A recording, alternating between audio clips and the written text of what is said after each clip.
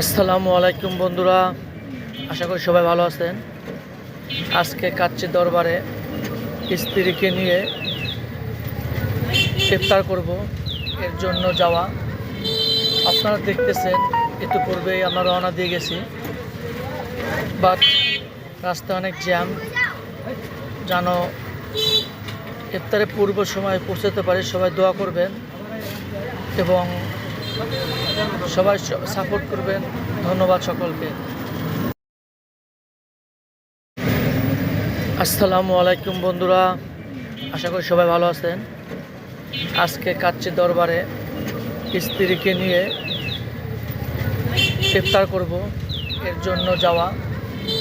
আপনারা দেখতেছেন ইতিপূর্বেই আমরা রওনা দিয়ে গেছি, বাট রাস্তায় অনেক জ্যাম।